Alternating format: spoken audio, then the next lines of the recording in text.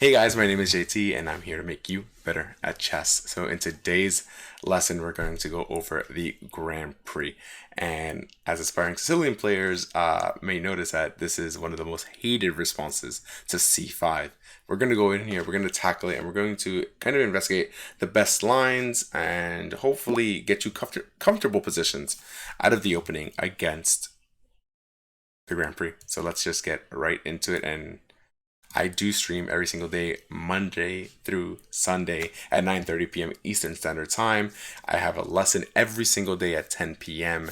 and I have a tournament at 10:30 where the community is just trying to get better and stronger. You can follow me at twitch.tv slash Japanesetutor, and I hope to see you there. So let's get right into it. By the way, you can meme on me if you want, if you come to the Twitch.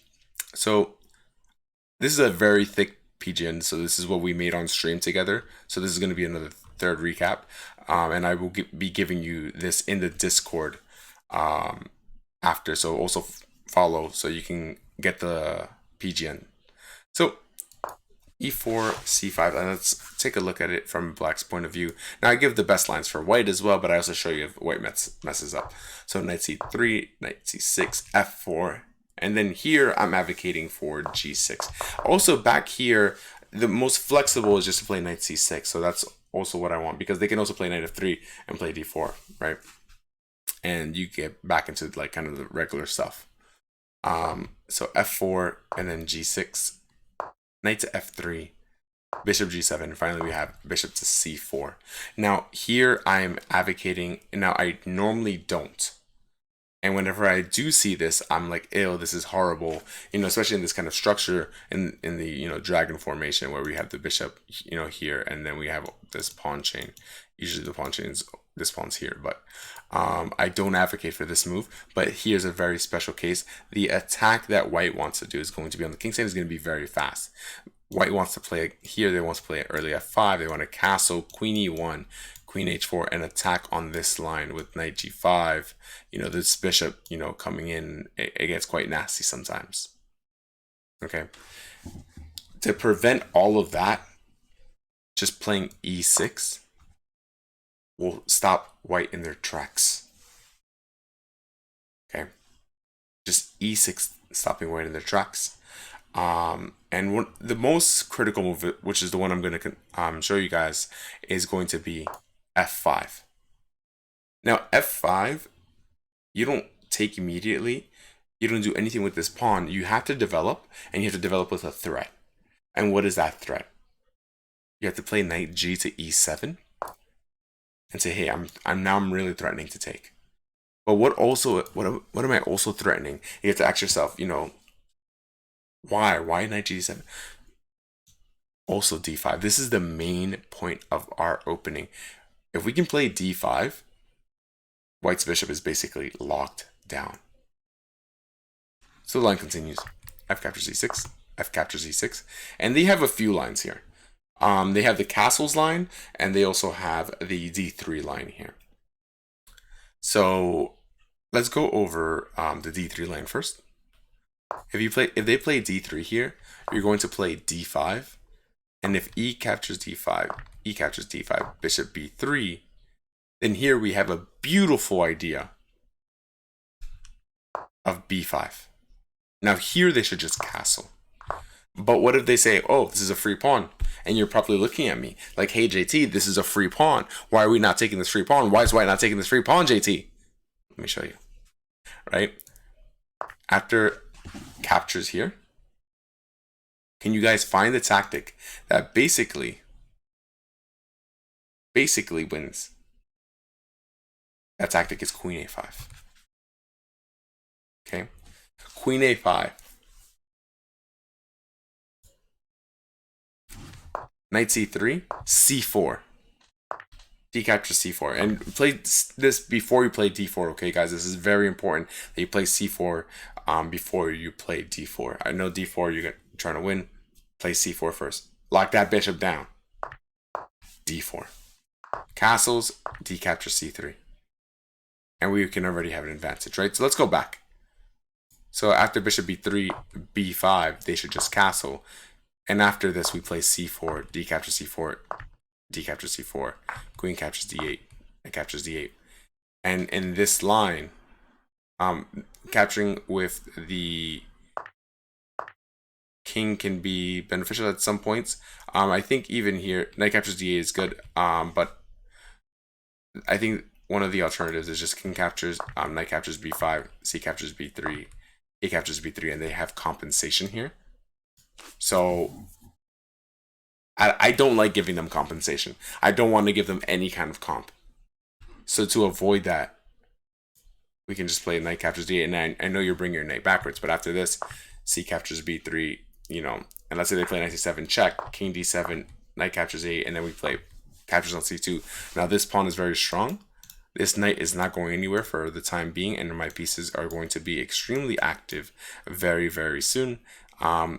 You know, we probably want to stop this bishop from getting here. This is probably the most critical square for that piece. So we're going to have moves like knight d5, bishop b7, and although, yes, we're going to probably be down maybe a pawn, right? Because they're probably going to try to take. No, actually, we won't be down a pawn. Yes, we will. But we'll have activity for our pieces, and this should be enough compensation to win. And this is like if they follow the best lines. Okay, so and all of this will be on the PGN. So you can play from here. This is going to be a very exciting position. This is already a middle game and a crazy middle game position, which is going to be nice. So after f captures e6, so we're going to go back, right, where they played f5. F captures e6, f captures e6. Castles, now we have this move d5. Again, this is going to be always, whenever they have their bishop on c4, we want to play d5, right? Bishop b5. Now, if they play bishop b3, then we play c4, e captures d5.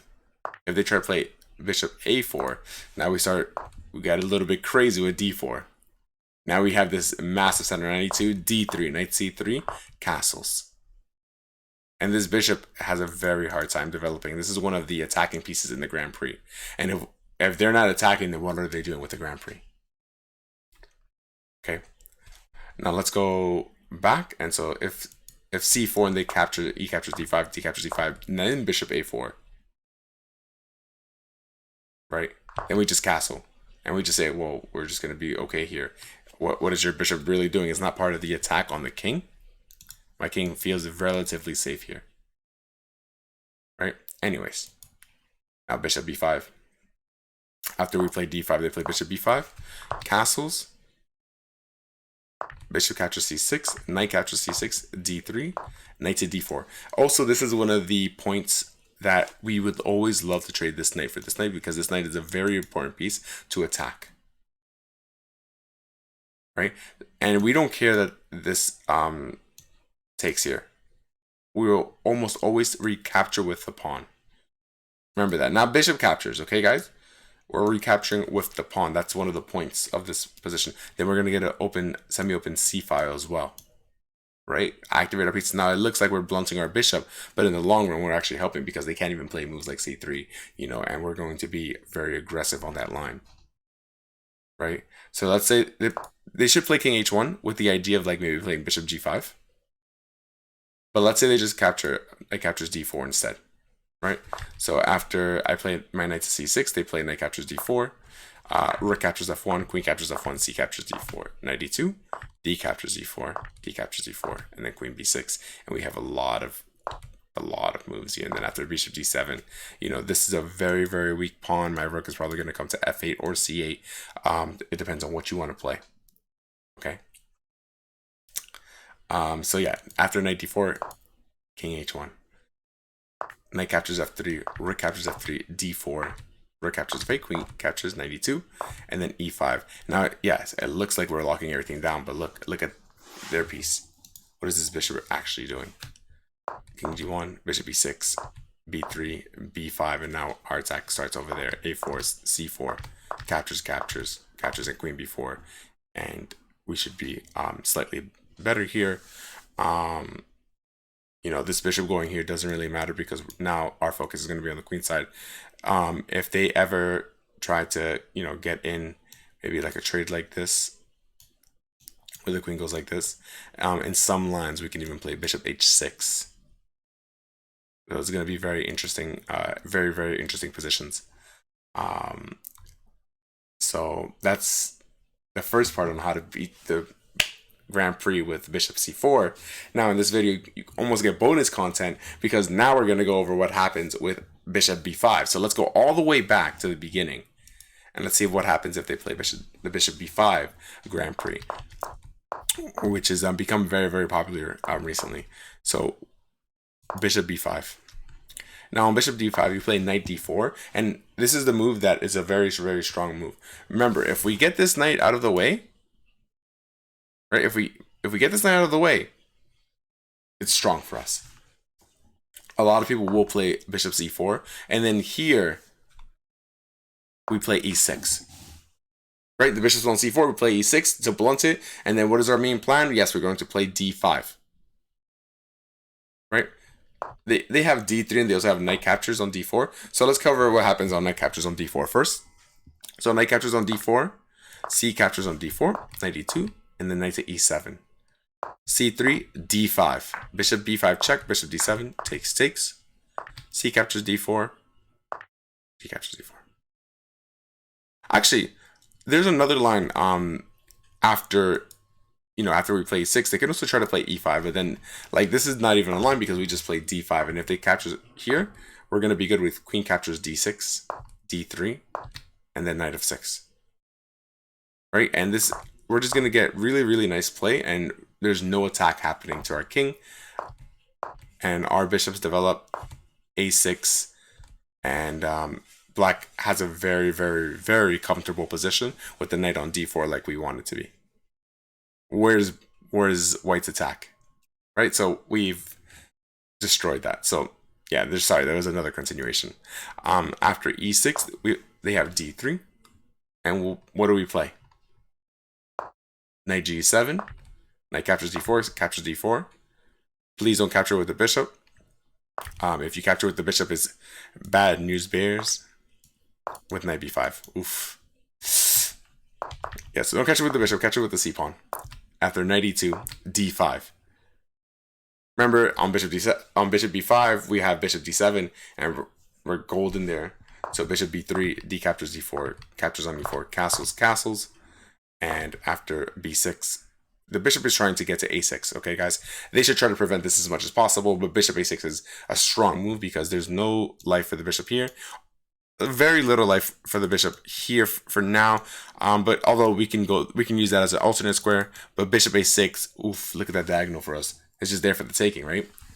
Queen d3, a5, really saying, hey, I really want to play a bishop there. So here, and then bishop b7, and after a4, rook c8, b3, we have a little tactico with bishop captures e4, queen captures e4, d3.